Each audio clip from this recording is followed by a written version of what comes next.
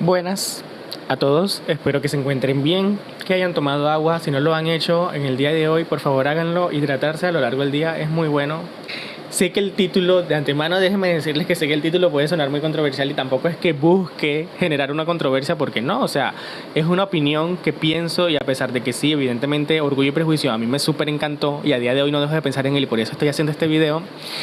Creo que llegué a la conclusión de que pues considero eso, que Orgullo y Prejuicio no es una novela romántica, no es una historia de amor o desamor, es mucho más allá que eso. Y a lo largo de este video me gustaría decirles que pues si me dan el beneficio de la duda o no, con mucho gusto lo haría. Bueno, como se los dije anteriormente, vamos a hablar de Orgullo y Prejuicio. Primero demostrarles que esta edición es hermosísima y no se alcanza a ver mucho gracias a contraluz, pero bueno, tiene algunos detalles dorados. Y es una opinión sincera de lo que creo que saqué como aprendizaje del libro. Obviamente esto es meramente subjetivo porque para eso son las opiniones, para tú demostrar qué es lo que piensas de algo. Entonces, como en todas las opiniones, reseñas que me gustaría hacer en el canal, vamos a empezar leyendo la sinopsis, que directamente me acabo de dar cuenta que aquí atrás tampoco es que diga mucho del libro, pero bueno, vamos a leer lo que dice, por lo menos esta edición en la parte de atrás. Dice: ¿por qué leer en el siglo XXI un clásico como Orgullo y Prejuicio? Porque Jane Austen nos habla a través de la adorable Elizabeth Bennet sobre la importancia de escuchar nuestro propio deseo. Han pasado más de 200 años y seguimos hablando de lo mismo. Orgullo y Prejuicio es la obra maestra de Jane Austen. En ella, la ironía, unos personajes paradigmáticos y unos diálogos memorables nos introducen en una historia donde las complejidades del amor y el matrimonio constituyen la esencia de la trama. Como se sabe, pues esto no es necesario decirlo, Jane Austen es una de las mejores novelistas de la literatura británica, y creería yo, de todo el mundo. Y asimismo es la autora de diferentes obras como pues, Sentido y Sensibilidad y Emma y muchas otras más. Pues si no sabes qué novelas ha escrito Jane Austen, para eso está Google.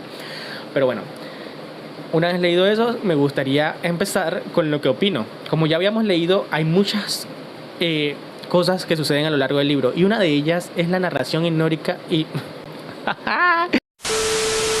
y una de ellas es la narración irónica que utiliza la autora para describir prácticamente el libro la narración desde el principio hasta el final. Para quitarnos de encima vamos a hablar del romance. Creo que negar que hay romance en el libro es imposible porque, como se sabe, es un elemento que yo considero recurrente, más no importante a lo largo del libro. No sé si lo menciono, o sea, no sé si me hago entender más bien.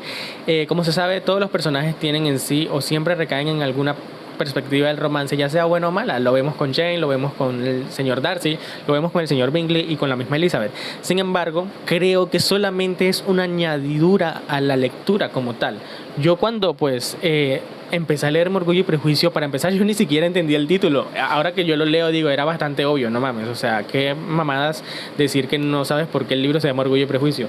Pero no creas, o sea, a primeras yo decía Orgullo y Prejuicio, pero evidentemente se sabe que el orgullo y el prejuicio es algo que, como el amor, creo que es algo más recurrente en el libro, como el mismo título lo dice. Entonces, yo no sabía, nunca supe en realidad de qué se trataba Orgullo y Prejuicio, más que simplemente una historia de amor de dos personas en el que un hombre evidentemente doblega su moralidad para enamorarse de la mujer y por eso observamos una devoción frente a la película y el libro, porque créanme, las dos son unas obras maestras y negar que entre Darcy y Elizabeth existió una chispa de amor desde el principio y esa química que llevaron a lo largo del libro, para mí pues es innegable. Sin embargo, creo que la autora simplemente utilizó a Elizabeth y a Darcy y pues a todos los personajes evidentemente del libro para dar un mensaje de la realidad de la sociedad en ese momento. Creo que era una historia en la que ella daba a entender lo absurdo que eran las ideologías de las personas que vivían en esa época. O sea, imagínate ser mujer en este año, imagínate ser mujer en 1800, donde la única virtud que tenías y la única, digamos, utilidad que tenías era casarte, porque si no eras un estorbo para tu familia. No podías tener 25 años y no tener todavía una persona con quien casarte porque directamente eras el equivalente a una bolsa de basura, sin hablar evidentemente de los estereotipos de la belleza que obviamente existían en ese momento y a día de hoy siguen existiendo. Y Elizabeth, a través de la narrativa de Jane Austen, lo hace muy, muy, muy recurrente prácticamente en todo el libro. con los personajes siendo prejuiciosos y orgullosos. Y entonces eso es una cosa pues que directamente a mí me llamó la atención al principio de leer el libro. Me tomó por sorpresa porque yo dije, no hombre, voy a leer otra novela romántica en el que hay un personaje que se enamora de otro y a lo largo del libro se desarrolla una trama en la que el amor se vuelve más complejo o se vuelve más fácil. Literalmente esa fue la perspectiva con la que yo entré al libro. Y al encontrarme que directamente ni siquiera el libro gira en torno a esa pareja, me pareció completamente asombroso y nuevo para mí. Y decidí leerlo desde esa crítica en el principio. Y creo que eso hizo mucho más disfrutable la lectura. Porque es que nosotros no vemos solamente la historia de Elizabeth y Darcy, nosotros vemos muchas historias a lo largo del libro. Y pues aquí voy a hablar con spoilers, evidentemente, creo que en el título voy a hablar con spoilers porque hay muchas cosas que suceden y de las que quiero hablar. Se sabe que la historia de Jane y Bingley, por ejemplo, fue compleja. Lo que sucede con Lydia y Wickham también es complejo. Y la autora, a través de la ironía, hace decirte a ti mismo cómo es posible que este tipo de cosas sigan sucediendo. Y peor aún, que a día de hoy sigan sucediendo, ¿sabes? O sea, ella escribió este libro, quién sabe, en 1816, 1817, no tengo entendido cuándo salió este libro. Pero, ¿sabes? Ella escribió este libro y hay cosas que están ahí que siguen sucediendo a día de hoy en muchas sociedades, de pronto no en sociedades de primer mundo, pero en sociedades tercermundistas, créanme que suceden. Se los digo yo que vivo en Colombia. Bueno, ya hablando un poco más de la pluma de la autora, creo que esto debería ser de conocimiento general. Libro, creo que es de conocimiento general mencionar este tipo de cosas. Jane Austen, considero que a través de Elizabeth Bennet utiliza un discurso feminista que la misma autora consideraba de la época. Creo que es obvio, o sea, no es necesario hablar de eso.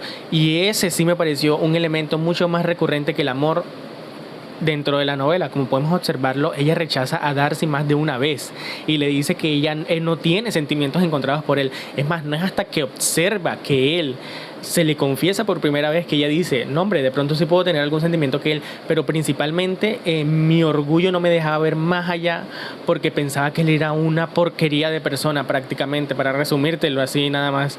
Entonces, el hecho de que a lo largo del libro ella utiliza distintos discursos feministas como la mujer se necesita dar un valor mucho más grande del que se le da actualmente. El hecho de que tú no te hayas enamorado o encontrado pareja a los 25 años no significa que sea malo y por ello no te vas a casar de una manera precipitada como sucede con Charlotte. Por eso es que Elizabeth se enoja en un principio con Charlotte porque dice, ¿cómo lo vas a hacer si ni siquiera lo amas? ¿Cómo te vas a casar con Collins después de que me rechazó? Después de que lo rechacé yo a él, perdón. Pero ella lo dice, la misma Charlotte dice, Elizabeth, ya tengo 28 años, no puede ser que yo tenga 28 años y no pueda casarme, si no lo hago estoy destinada a la miseria, mi familia me va a echar de la casa y no sé qué va a suceder con mi vida. Entonces evidentemente Charlotte por conveniencia tuvo que aceptar este matrimonio con Collins, el cual se desprende de la rechazada que le pegó Elizabeth porque consideraban en ese momento que el matrimonio que existiera dentro de la familia se podrían prácticamente aprovechar esos dones. O sea, es increíble que tú te tuvieras que casar con tu primo simplemente para no perder el patrimonio y de eso dependías tú, porque es que si tú no te casabas, tú ibas a dejar a toda tu familia huérfana, que en este caso, huérfana no, que te ibas a dejar a toda tu familia en la miseria, que en este caso pues era la responsabilidad que tenían las hermanas mayores de los Bennets, porque todas las que nacieron fueron muchachas, fueron mujeres, entonces no hay un primogénito o un hombre que se hiciera cargo de la fortuna o los propiedades de los Bennets si no era el esposo de las hermanas mayores. Entonces, ¿sabes? Ya eso da mucho de qué hablar. Entonces, a través de evidentemente este discurso feminista que creo que se encuentra presente en toda la novela, Jane Austen te hace reflexionar sobre muchas cosas, sobre la relevancia que tenían las familias, por ejemplo, que no tenían el suficiente dinero como para solventarse, por así decirlo, porque es que imagínate, los Bennet se supone que son de una clase media baja. O sea, son considerados pobres, directamente son considerados pobres. Y aún así, ellos tenían sirvientes. O sea, yo leo eso y digo, no mames, qué absurdo.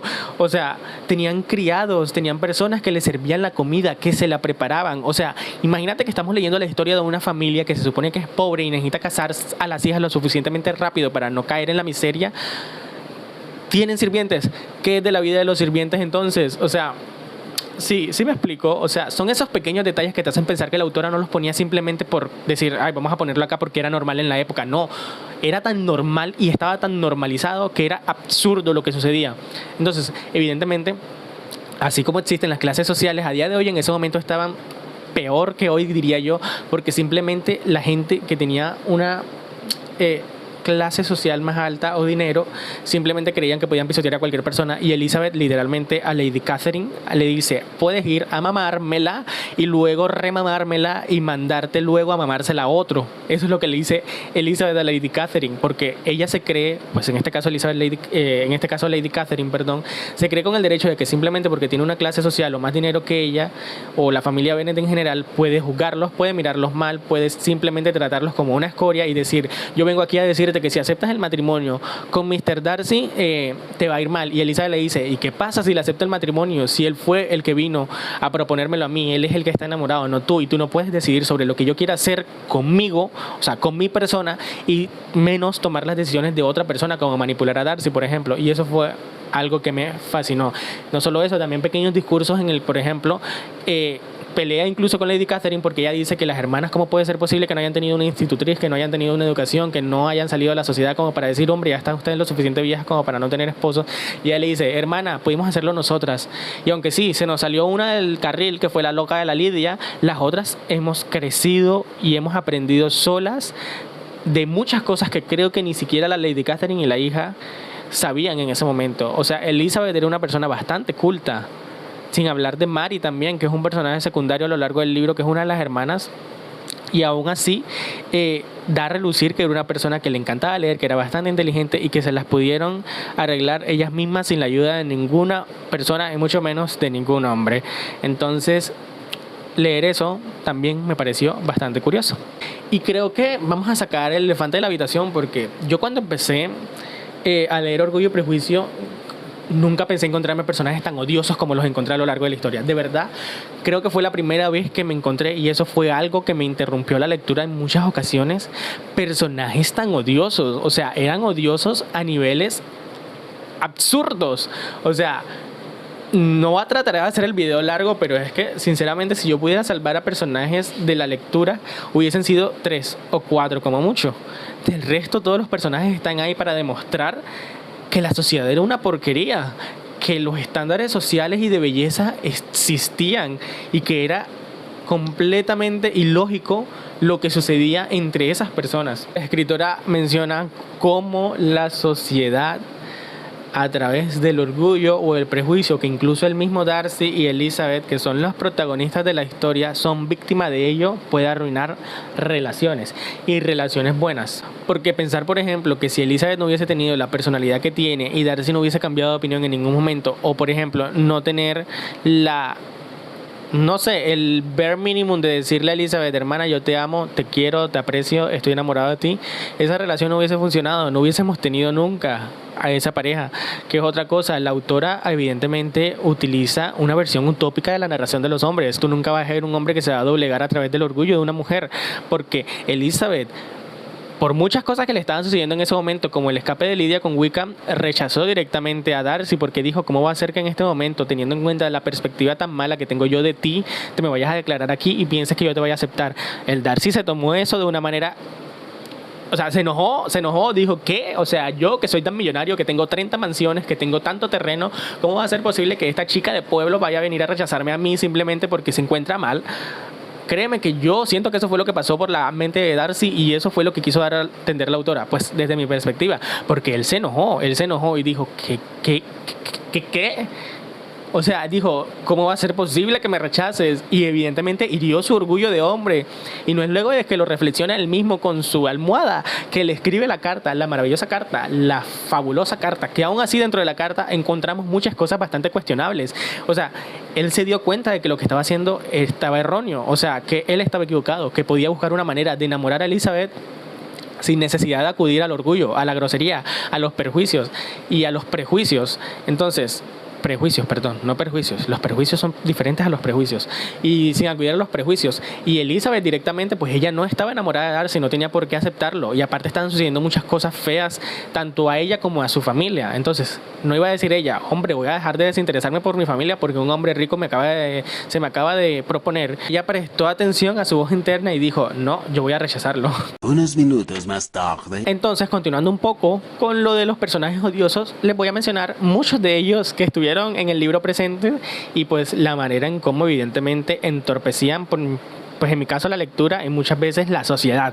Entre ellos encontramos a Collins, un hombre orgulloso que estaba frustrado, y si no fuese porque Lady Catherine lo hubiese mandado a buscar esposa, en ningún momento se hubiese acercado a la familia Bennet, porque todo el mundo sabe que él quería quedarse con ese terreno. O sea, no nos dejemos engañar. Otra que creo que es bastante evidente es Lady Catherine. Literalmente es la representación propia de la soberbia, y dentro de ella podemos ver, por ejemplo, a Charlotte, que es la hermana de Bingley, y que en ningún momento, por nada del mundo, hubiese deseado que él terminara con Jane, a pesar de que Jane fuese una excelente persona, una muchacha bastante amigable, bastante simpática. Ella decía: no puedes casarte con él porque eres pobre, y hablaron de ellos a su espalda. También encontramos a Mr. Wickham, al señor Wickham, al maravilloso Wickham, que nos presentan como el pobrecito inocentón que le ha pasado todo lo malo en su vida, termina siendo todo lo que pues yo me lo veía venir, mala persona. Y como se los había dicho anteriormente, si yo pudiera rescatar 4 personajes del libro, rescataría estos 4 porque me parecieron pues fenomenales. Creo que se podía observar qué era lo que la autora quería hacer con ellos, y creo que incluso la autora también sabía lo que quería hacer con los personajes odiosos. Sería, lo voy a leer porque es que lo tengo anotado acá, sería Elizabeth, porque en ella, después de todo, encontramos que no se deja pisotear por nadie y habla de la realidad de la sociedad y desafía a quien lo busque, porque ella sabe que vale mucho más que, por ejemplo, Lady Catherine. Encontramos también al señor Darcy, que es un hombre que admite todo su error, lo equivocado que estaba, y respeta el tiempo de su amada. Que a ver, si lo leemos y lo ponemos en perspectiva, creo que sería lo mínimo, ¿no? O sea, darle el tiempo a ella para saber qué fue lo que tú hiciste de una manera anticipada, creo que sería lo mínimo. Pero bueno, al final de cuentas tenemos en cuenta, al final tenemos en cuenta que el desarrollo de personaje de Darcy fue bastante amplio, y a negarlo no podemos hacerlo. En otro también tenemos a Jane, la maravillosa Jane, que a mí me encantó y me enamoró desde la primera página, la cual podemos encapsular en la inocencia. Ella es la inocencia en su máximo esplendor, es un amor de persona, es perfecta, no ha hecho nada malo a lo largo de su vida, y creo que debe ser reconocida por ello. Y por último, también aquí metiendo, ya sabes, a otro hombre utópico, por así decirlo, que crea Jane Austen, al señor Bingley, y es que lo único malo que hizo fue haber escuchado a su familia. O sea, ¿cómo va a ser posible que te vayas a dejar persuadir de esa gente que tú sabes que son malos? Pero bueno, también me gustaría dar una mención honorífica a Mary, porque yo sé que es un personaje que no sale mucho en el libro, pero las pocas menciones que tiene a mí me llamaron bastante la atención, y no hay nadie que le guste más un personaje secundario y menos relevante en la historia que a mí. Yo amo a los personajes secundarios. Ew, this is so cringe. Guilty. Para ir terminando ya, quiero hablarles de que la autora, a través de muchos personajes, pues utilizó la personificación, valga la redundancia, de distintos sentimientos u opiniones. Por algo se llama Orgullo y Prejuicio la novela, y pues también voy a decirles lo que yo creo que representaba a cada persona. Como se los había dicho, Jane directamente representa la inocencia. Lizzie y Darcy, es obvio, el orgullo y el prejuicio. Unos minutos más tarde. Para... Son las 6 de la tarde. Para... Aún no conozco tu ubicación. Recuerda que puedes agregar tu dirección en la configuración del dispositivo desde la app. Bueno, Lizzie y Darcy creo que sabemos que es la personificación clara del título del libro Orgullo y Prejuicio, porque pues eso fue un impedimento bastante grande en su amor, si no hubiese sido insta-love, pero necesitamos el drama. Tenemos al señor Bennet, el descuido y la negligencia en todo su esplendor. Este señor simplemente se la pasaba en su biblioteca y no le importaba lo que le sucedieran a sus hijas. Caroline, creo que es obvio, la envidia, porque esta muchacha todo el libro se la pasa haciendo una... Lydia literalmente es la terquedad en persona, y tampoco hay que echarle la culpa directamente a ella, pero al final termina siendo un personaje odioso porque recae en eso, en el tener que simplemente hacer lo que la sociedad manda, enamorarme. O sea, ¿cómo va a ser posible que estas niñas tenían 16 años y andaban por ahí tratando de cogerse al primer oficial que encontraran? Collins, desesperación, porque ese hombre solamente quería casarse para tener una esposa de trofeo, y eso es lo que le pasó a la pobre Charlotte. Y por último, la Lady Catherine, que es el prospecto de superioridad y odio. Esta señora tiene tanto odio en su corazón que a veces me siento muy mal por su hija que está enferma. Pero bueno, en conclusión, amamos a Elizabeth Bennet, amamos al señor Darcy, amamos su relación, el hecho de que ambos pudieron dejar aparte el orgullo y el prejuicio entre ellos para dar a relucir esta historia de amor que pudo haber nacido entre ellos dos y nació. Y como Jane Austen, a través de esta maravillosa lectura que creo que todas las personas deberían hacer en cualquier etapa de su vida, si tú tienes 10 años, no, imagínate 10 años, si tú tienes 16 años y te quieres leer Orgullo y Prejuicio, hazlo. Si tú tienes 30 años y te quieres leer Orgullo y Prejuicio, hazlo. Si tú tienes 80 años y te quieres leer Orgullo y Prejuicio, hazlo. Creo que este libro se puede leer en cualquier etapa de tu vida porque uno, es ligero, dos, la autora habla de muchas cosas que te pueden hacer reflexionar y hacer muchas conclusiones introspectivas, y dos, y no sé contar, y tres, es un clásico, por algo es considerado un clásico de la literatura romántica, de la literatura británica, de la literatura universal. Pero bueno, espero que les haya gustado el video, creo que ya no tengo mucho más que decir. Originalmente al libro le había dado 4 estrellas, pero entre más pienso y pienso, no dejo de pensarlo a tal punto de que me hice este video. Pero bueno, pasó de 4 estrellas a 5 estrellas, evidentemente.